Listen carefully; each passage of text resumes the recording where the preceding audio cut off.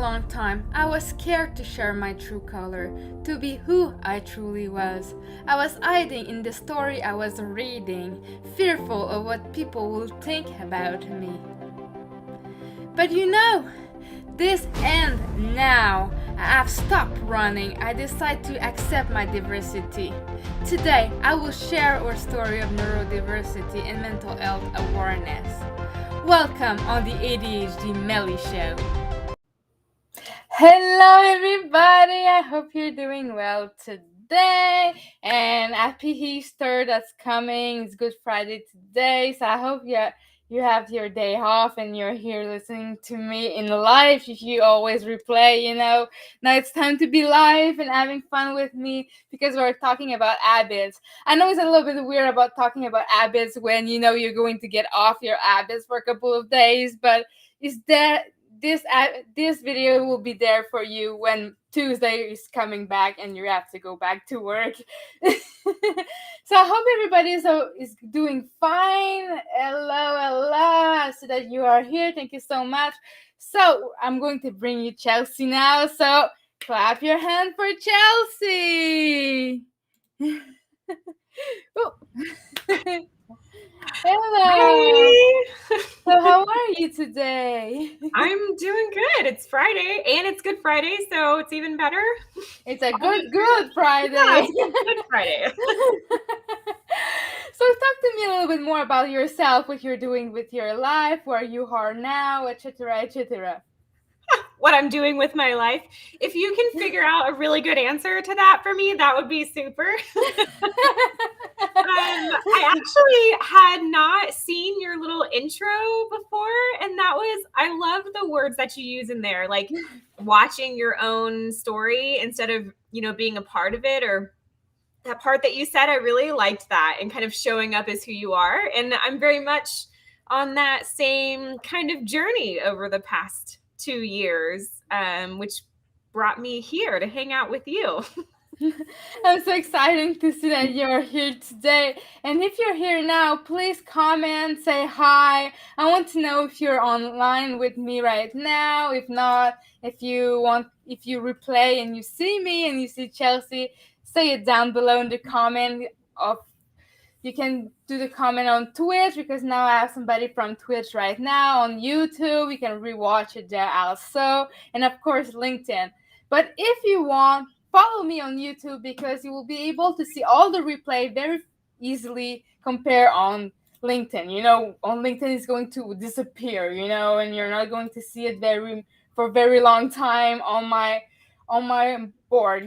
So if you want to follow me on YouTube, this is the little link that you can go, or simply type the ADHD Mellow Show and you will find me. It is so much easier than trying to find it on LinkedIn. Yeah, absolutely. So for your work, what do you do? What is your specialty? Well, I am an educator by training, and that's what I did for about 16 years. And then August of 2020 happened, and the school that I was directing didn't reopen because of the pandemic. So I kind of took the skill set, of educating kiddos, and now I work with grown-up big kids. And do a lot of the same things. So I do coaching and consulting for people who are mostly neurodivergent humans in some fashion or another. And we talk a lot about building habits and living shame-proof, which I feel like you talked about in your beginning, like how do you show up as who you are, and what does that feel like, and how do you sustain that? And just really kind of being a buddy system, right? Because I don't know about you, but like my direction to this place where I feel more freely to share who I am and what I do and why I do it was a long journey. And I needed people with me to kind of help me along the way. So now I'm hoping to be that person for other people. Yeah, it's true. It was so hard to just show up and just doing that show. I remember the first episode was not that good, but you learn and you just be a little bit more confident to just share your journey. And after I decided to bring guests, because I was like, I'm not going to talk about that by myself. I don't know everything. And if I can Yeah. find a little bit of piece of everybody and bring it together, we can make a better place in this Yeah, I world, love I that. think. I love that. So, what's the difference between habit with that neurodivergent and a non-neurodivergent? What will be the most challenging? I have ADHD. I also have anxiety, which doesn't always fall under the neurodiversity umbrella, but I kind of throw it in there because it's very commonly associated with ADHD, right? If you have ADHD, it's much more common that you'll also have anxiety. And then also, when you have generalized anxiety disorder, it does impact the way that you think and perceive the world and process. And so, for better or worse, I throw it under neurodiversity. But when I was starting to look at ways to kind of build habits, which really meant what can I be consistent with in my day, in my routines, in my life, they were all kind of geared towards just neurotypical, right? Do this, put it on your calendar, and then check it off when you do it. And for me, I can put 200 things on my calendar, but that doesn't mean I won't just watch them fly by.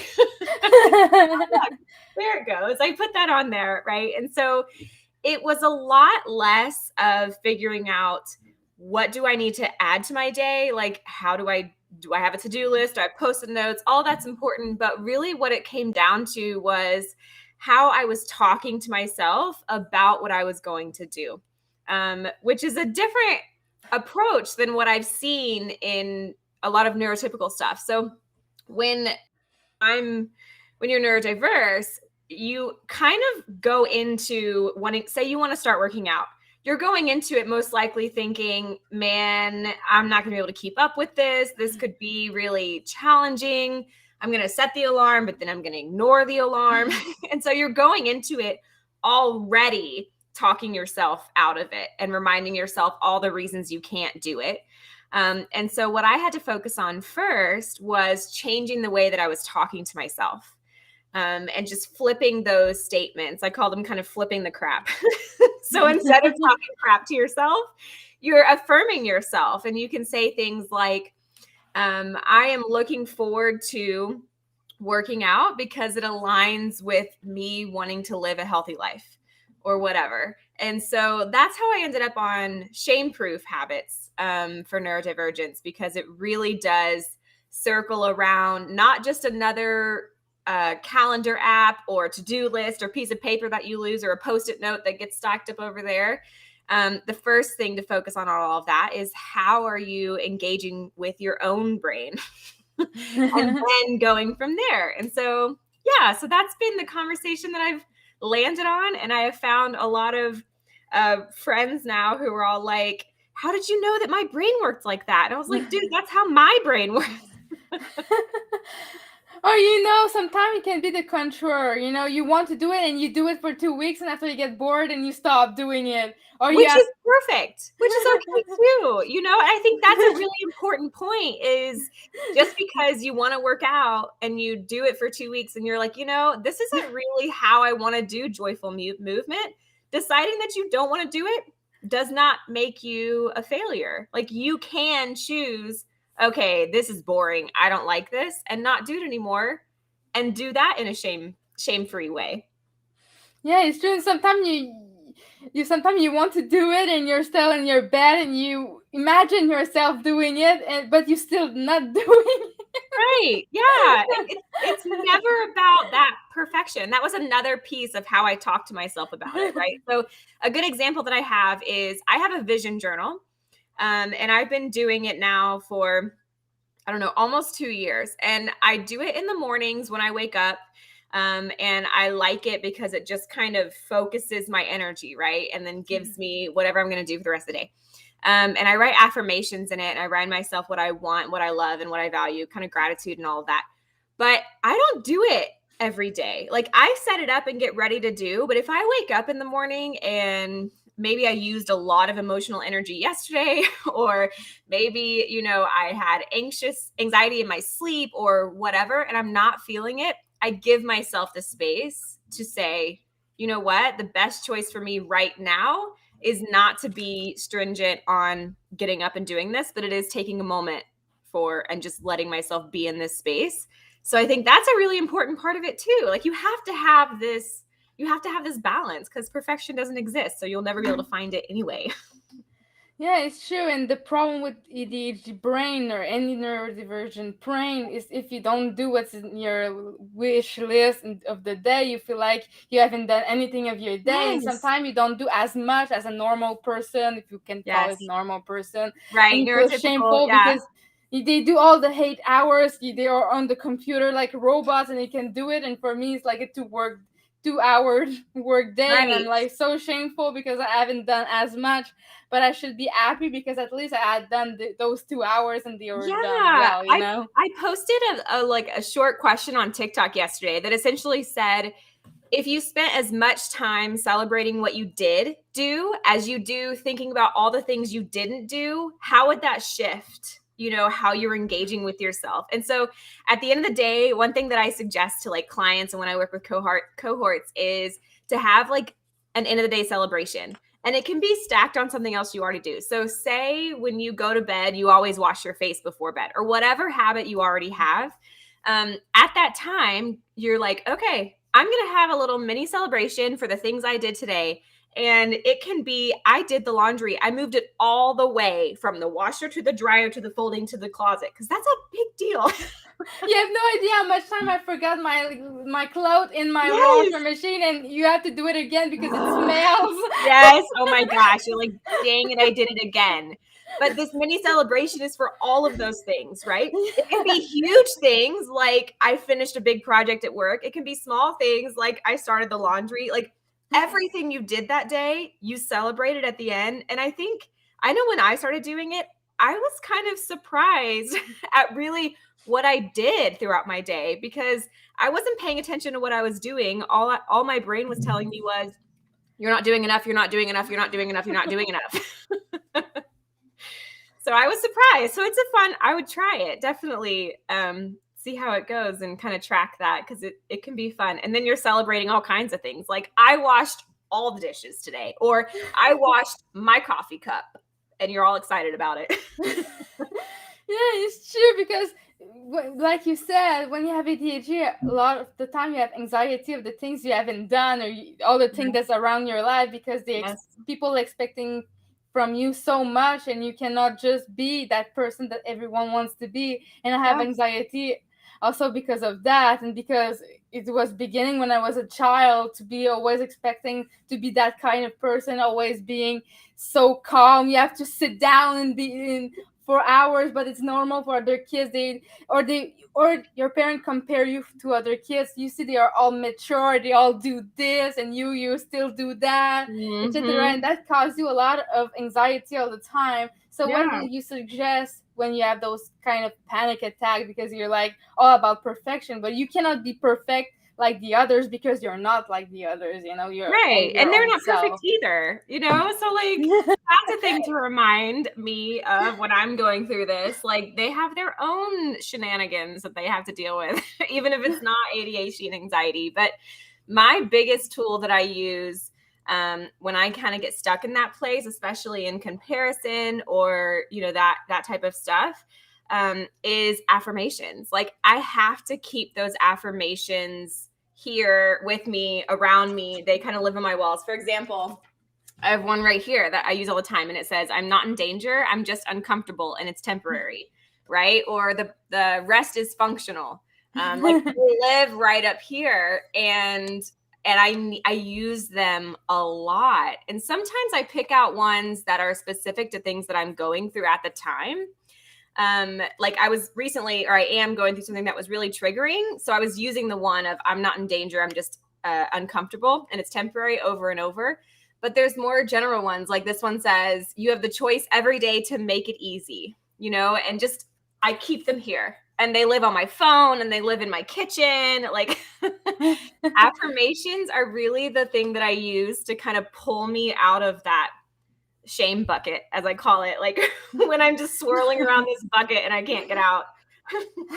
Yeah, because if you always think about the past, it didn't happen like that, you should have been like that, or why do I not have a house at 30, why I'm not married, why I don't have this, why I'm still like this, why my bank account is not that rich, why everything. you cannot focus on the future, and I've been like that for a long time, not focusing on the Yes. future and going back to the past and having panic attack of the things I did 10 years ago. I'm just like, oh Right. my god. I know. There's like a sweet spot in the middle there where you can appreciate the past, right? And then be excited about the future, but be in the present. And that's the hardest thing for me. I know it's challenging for a lot of ADHD, especially or anxiety, or other neurodivergencies to kind of be in the present. But it's something that I've been practicing, and it gets a little bit easier every time, but I'm still not great at it. But like finding that place where you do that. And I have to do this a lot on social media, right? Especially LinkedIn, because I'm an entrepreneur and there's a lot of posts meant for entrepreneurs. And so I might be scrolling and then see a post that says like, I grew 50,000 followers in 4 days or whatever. And I'm thinking, oh my God, I'm failing, immediately failing. Like it does not matter what I did today, I'm failing. And so I have to go back to, okay, why am I doing this? What is my value? What would I even do with 50,000 followers in 4 days? Like, and kind of love that journey for them and then bring me back to my own. So appreciate and excitement for them. And then also appreciate, like, that's the question that I ask is, can you, as excited as you are for them and how much you're joyful that they're experiencing the success that they are experiencing, can you match that level of excitement for yourself? Can you also be as excited for yourself as you are for them? And that's the biggest question that I ask when I scroll through and see those things. And I'm like, oh, We had a visitor. yes. Yes, my kids are home for Good Friday, so they Yeah. You want to say hi? I admire that she did all her best in not being seen. Uh-huh. Yep. This is Alea. Say hi. Hello.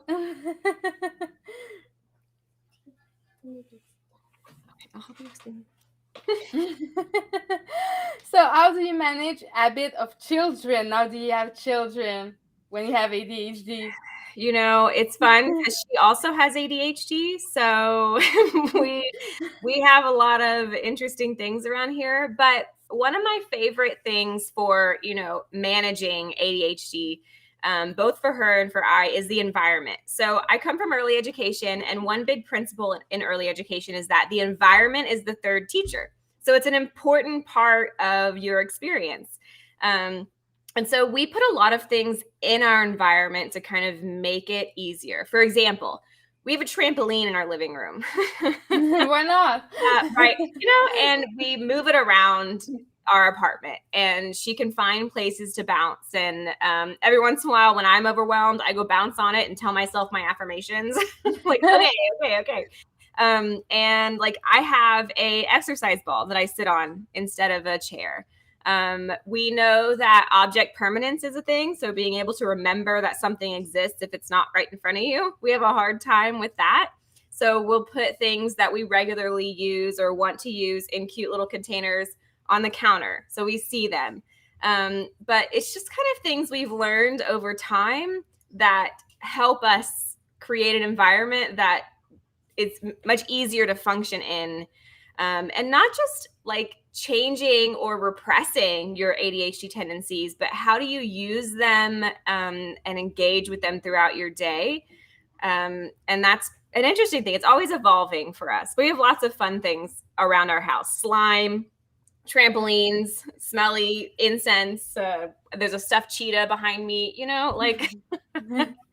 Do you think that you're a better parent because you have ADHD to another ADHD child? That's an interesting question. Sometimes it's the blind leading the blind. Because she's like, for example, her math homework is not a joyous time for either of us. And being able to sit down and read the problems and then think about an answer, like, we're neither of us good at it. And so even though I understand, what she's experiencing because we both have ADHD, it doesn't make me any better at doing it. I remember all my meltdown with my mom when she tried to teach me math, and I was always crying and panicking. I didn't want to do my Yes. homework. It was Yes. meltdown after meltdown. It was not fun for any of us, No. So while there's some things that make me, not better, but make it easier for her, I guess here, like my willingness to have squishies and trampolines and whatever all over my house. I'm also a preschool teacher, so it came with that, right? There's some things that make it an easier environment, but then there's some things that don't, because like the math, we trigger each other. We're both having the same negative experience at the same time. And that makes it hard. But when we are able to recognize each other's struggles or triggers, and then also help each other cope, that actually is a really a good part of that. Like, we know if we're both triggered, she's like, you know what, I'm gonna go get under my weighted blanket, and I'm like, okay, I'm gonna go sit in a dark room for a second, and she's like, okay.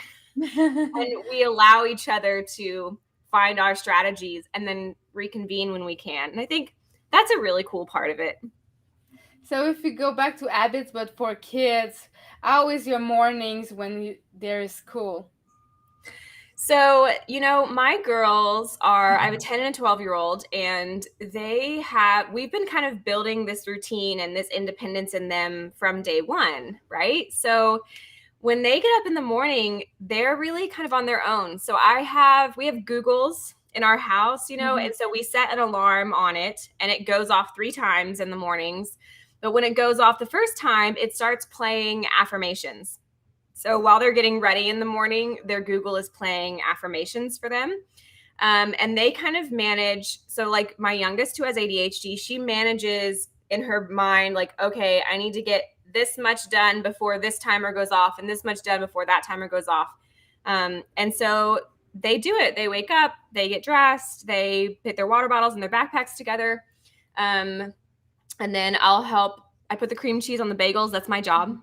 And then kind of they know when that last timer goes off that it's time to start getting their bags and whatever. So we make it both structured and flexible. And we've just been doing it all the time. And then my youngest will come to me and kind of go through her checklist. She'll be like, okay, I have my water bottle, I have my snack, I have this, I have that, we're good to go. And I'm like doing the checklist with her. I'm like, okay, ready, set, go. But so much of it was giving them the opportunity to shift our morning routine or our morning habits as needed. If something wasn't working that I had put in place for them, I wasn't like, no, this is how we have to do it. I let them we guided each other in figuring out what works and what very much doesn't.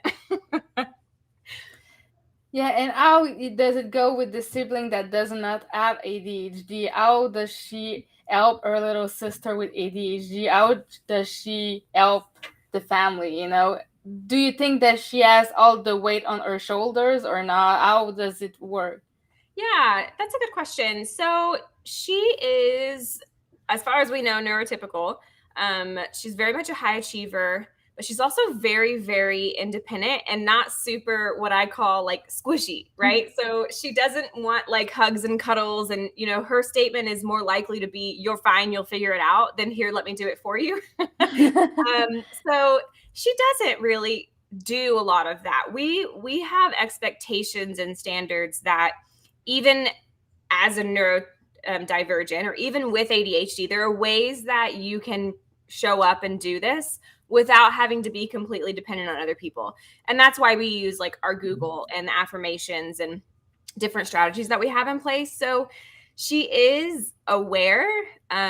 She gets frustrated with it a lot, but there's nothing in place that we're requiring her to support her sister in that type of thing, because they each have different strengths and weaknesses, and they kind of support each other, unless they just want to beat the crap out of each other, which also happens. I feel that I have a sister and a brother. They're younger. Yeah. I do feel that. Yes. So when you start your day, what do you start with, and what is your kind of habits that you made for yourself that will help you get a little bit more work than usual? Yeah, so my day, instead of focusing specifically on the tasks as a habit, I focus on the way that I'm talking to myself as my habit. So I know what my values are and kind of my intentions, and then I set the tone through my day. So a lot of times, when I'm waking up in the morning, I try to redirect, because when you wake up and your mind automatically starts running. So I try to kind of rein it back in initially and be like, okay, my big focus today is getting, stuff done for work, or my big focus today is being present with my girls, or my big focus today is whatever. And I set my big focus.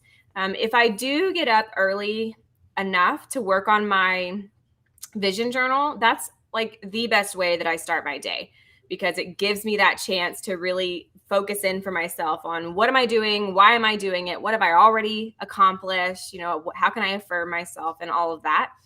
But I've just learned to be really fluid and to set my schedule up as such because it is really challenging. Some days when I hyper focus, I can sit here and get 4 hours of work done, right? And then other days I'm just like wandering around my apartment staring at the walls. So I have to, it's a fluid thing. And some days I think, you know what, I'm doing this. And some days I'm like, I'm not doing this. So how do you do to get you out of procrastination when you procrastinate a little bit too much? And you need to do that task because you're going to be in trouble. I am giving you an example. It can be a bill or I don't know what, Yeah. So my biggest tool is body doubling. I need someone to sit with me. So not like co-working. I don't need you to work alongside me, but I need you to be in my space, because for whatever reason, body doubling is like magic for ADHD. And so so a lot of times it's just finding someone and being like, look, I need you to just sit right there and do what you do, but I need you to be here in my space with me so that I can get this done. And usually sometimes that's the only thing that works for me, is like if I'm telling someone, hey, Melly, I really have to get this done. I cannot do it. Can you just sit on a call with me and I'm going to do my bill and you do whatever you need to do. And once that other person is like done judging me, they're like, okay, sure. And that's how I have a co-working group that meets on Tuesdays. And that's kind of how that started, because it's very selfish. I needed a body double. Like there are things that I just cannot bring myself to do on my own. It's okay. It happens to me. Or sometimes I'm just like, can you do it for me, please? Right. I know. It's crazy. If I was so rich, I think all the boring things I will make somebody do it for me, Absolutely. Absolutely. That's my goal. Yeah, mine too. Get rid of all of these things that I hate so much. Yeah, and the problem with those things that you hate and you need to do is when you waiting the last moment, you're like so stressed out and so anxious that it's even harder to make them to get it over with it, in this bad. Yes. Absolutely. So do you have a guide or something that you sell on your website that you want to talk about habits? Okay, people can just check it out. Can you talk to me a little bit more about it? Yeah, I mean, I have a free download on my site, and it's 4 questions to shame-proof your habits. I always tell people that my job is really just to ask questions. I ask a lot. You do it that way, that type of thing. And then, so that's what's on my site. It's a free download, just 4 questions to shame-proof your habits. And it just kind of gets you thinking about the internal dialogue you're giving yourself while you're doing whatever that task is. Because again, the important thing is the biggest way to get that task done is not to focus more on the task, but how you're interacting with yourself at the time that you're trying to do the task. So that's what that is. And then I have a co-working group that meets every Tuesday. Again, it's like body doubling, but when you call it body doubling, people are like, I don't know what you're saying. So we changed it to co-working and we do that. But yeah, those are kind of the like quick accessible things that live on my site. Yeah, and how do you do when you just feel like you haven't worked enough? Like you said that you always reward you for the little thing that you've done, but sometimes it can go back if you see all your week and you're like, I should have done that, I should have done that, what I should have done that. So how do you do to just have a normal list that is possible to do and not just put too much stuff and you got ashamed because anyway was not human to do all those things. So how do you prioritize all that? Yeah. So I've tried a lot of different tools, right? That I find like, how do you prioritize tasks? Like Google searches, how do I prioritize this? Or how do I get my task list done or whatever, right? And all of those provided an interesting approach, but none of them ever really were. I wasn't able to sustain it. So that was really challenging. So what I've learned to do through kind of this whole shame proof thing is how am I feeling about that task? So when I start my week, one thing that I try to do is write like big tasks that I have to do. Like, for example, if I have to have a project done for a client and I know that this is a non-negotiable, like this is a timeline, this is a hard line, I have to get this done. And I have a couple of them. I'll take them and put them on Post-its. And then I'll give myself, a week and think I can get this done at any point between there. And it sounds kind of like cheesy, but I really kind of have to feel my way through it. I have to kind of look at those tasks and go, okay, I need to get a blah, blah, blah done for a client. How does that feel to me right now? That feels crappy. I don't want to do that. Okay, I need to get a whatever to da, right? And then I kind of go with the one that feels okay with me at that moment. And it sounds weird, but it works for me because my body, like, I'm reminding myself that feels okay to do. And it's not always about forcing yourself to get things done. It's okay to kind of try and get things done without killing yourself to do it. Like Yeah. sometimes we have to because, we need to get stuff done. But that's what it is I try really hard to listen to how I'm feeling about what it is that I need to do. Because I think a lot of us, neurodivergent or not, are always saying, are always pushing our intuition down, like pushing our thoughts, pushing how we're feeling, like don't listen to how you're feeling, just do it. I think that's the worst advice Yeah. that can be given, especially like for me with ADHD and anxiety. If you tell me don't worry about how you feel, just do it, I won't cope well.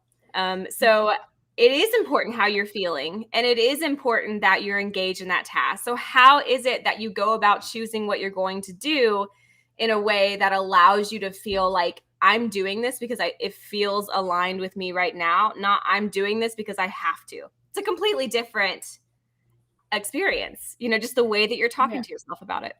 And it's true because if you say you need to do this, you need to do this, the problem is I'm not going to do it and it's going to make me frustrated even more. So I like that you simply do what you can do and not force yourself. You need to force yourself, but not too much neither, Right. And it's always better to have a big deadline so you can do all your things, because the mistake that I did when I was first entrepreneur is to give me little to none time to do anything, Yes. and you can Yes. get frustrated and stressful. And even the other mistake is not to charge enough, so you work so much for almost nothing, and that's Yes. another thing that you need to stop to do. Yeah. Yeah, it is. It's really, you have to learn to kind of build in that cushion in your schedule, because, we all know we're going to need it. You're going to need it. So build it in there. Give yourself some time. Like, as soon as I know there's a big project or something that I really need to get done, even if it's several weeks out, I'll put it up here.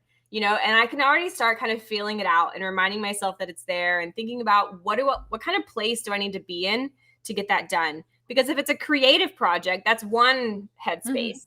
But if it's like a data project, that's a different headspace, right? So I'm going to be in two different places. So I leave myself, you got to leave yourself room. That's the best. That's the best thing. And then shifting from have to energy to, you know, get to energy, even in the hardest moments. Instead of I have to do this, it's like, okay, I get to send invoices because I am, you know, working in a way that's aligned with my values. Instead of I have to send invoices today, and I hate that so much. Even if you hate it, just change it. And remember the reward: invoice equal money. Right, yeah. Right? So just changing from that I have to I get to, and, you know? Yeah, you're lucky if you have to do invoices because your business is doing well. If you have to do Right? your taxes, it's because your business is doing well. If you need to pay taxes, it's because your business is doing well. You have to Right? remember If you that. didn't make money, then you wouldn't need to pay taxes. So I'd rather make money and pay taxes than the Not other. making money and have no Yeah. taxes to pay. Of Right. course. So there is a get to in there somewhere. So just get rid of the have to and replace it with whatever that get to is. You can find it. I know it's there. Yeah, absolutely. So, when you plan your day, do you use a paper planner? You go to on the internet and have an app or something like that. What is best for you and why? Okay. So I have a Google Calendar that is the home of everything, because I have to have it. Like, I have a hard time with times. Like, if someone tells me 10 a.m., in my mind, I'm going 10 a.m., 10 a.m., 10 a.m., 10 a.m. And then an hour later, I'm like, was it 9 a.m.? Oh, Wait, that's no. me. Yes. And then no, it was 10. And then 10 a.m., 10 a.m., 10 a.m. And then it's like, wait, was it a.m.? Like, was it tomorrow? I just have a really hard time with that. I know that dates and times do not stick in my head. Like, I just know this about myself. So as soon as something is happening or scheduled, or I know I have to be somewhere, I have to put it in my calendar and I have to turn the notifications on, because I literally can't. And I have to give myself, my dog is, you right? Charlie, you good there?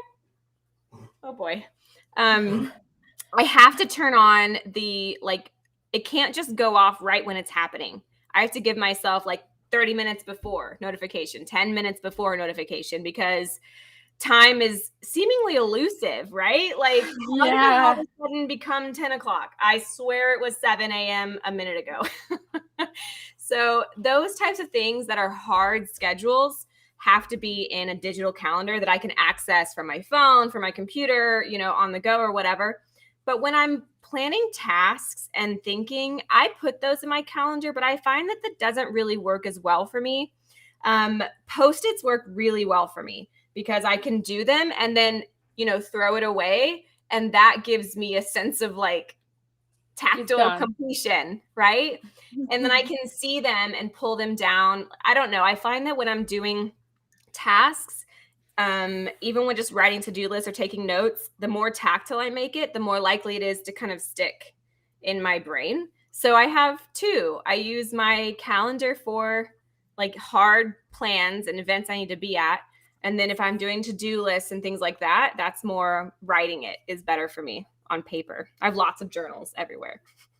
Yeah, it's true. And the bills also, the bills that comes in your account itself, you need to put it down because to make sure the money is still there, because I have the habit to put the money for every bills in a saving account, but I forget to bring it back in my checking account, and and you have no idea how much payment I've been down just because I have the money, but it's not in the right account. Yeah, I have to turn on auto pay. Like, I cannot, there's no way I'd be able to keep up with that if I didn't have it on auto pay. I do my bigger payments, like my rent and my car, are on they're alerts on my calendar. But again, I give myself like 3 days. I have 3 days worth of alerts for my car before it's actually due, because if I do it on any one of those 3 days, I'm good to go. But I can't have it just on that one day. I have to have like a running start. So if I forget it, I know I can get it the next day. Yeah, it's very important. And Mm-hmm. I use a paper calendar, and I put all the bills and all the stuff that I need to pay in what date, and I have to pay. And I put sometime what I like to do, and when I have some money, I write all the things that I've paid, because I have a lot of things that I have to pay manually, and that Yeah. sucks, you know. Yeah. Right? Yeah. You have no idea how much time I got email. You haven't paid that bill. You forgot to pay, and we're going to Mm-hmm. cut you if you don't pay it. And the same for my phone is the same. You know, my phone, you need to pay it manually too, and mostly everything, and I hate it. Yeah, it is hard. I love those reminder emails. Like, hey, did you mean to miss this payment? And I'm like, nope. I'm coming. Yeah, so that's helpful, definitely. The same for the credit card. You have the money to pay it, but you forgot to pay it, and like, oh my god. Yeah, seriously. So I think I want to thank Melody that wrote a lot of comments that I showcase on the live sometimes to time. I want to say thank you for all your comments that you wrote today. I want to thank everybody that's been there. April too. Thanks so much for being here, and I hope that you love and like that post. Don't forget to put arts on that post. I'd like to see all the reaction of my show. If you've been there, at least even if it's 5 minutes, you've been there.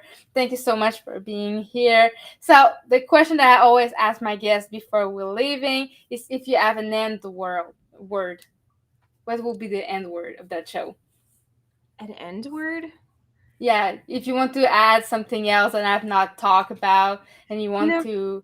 We've already talked about it, but my biggest thing is not really what you need to do. It's not the task or the habit. It's how you're talking to yourself about the task or the habit. Is that's the key right there. Like, that's the difference. That's what you need to focus on, and the rest of it kind of comes. So that would be my final statement.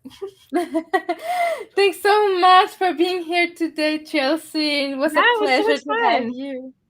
So thanks to everybody for being here, and have a nice day. Thank Bye. you.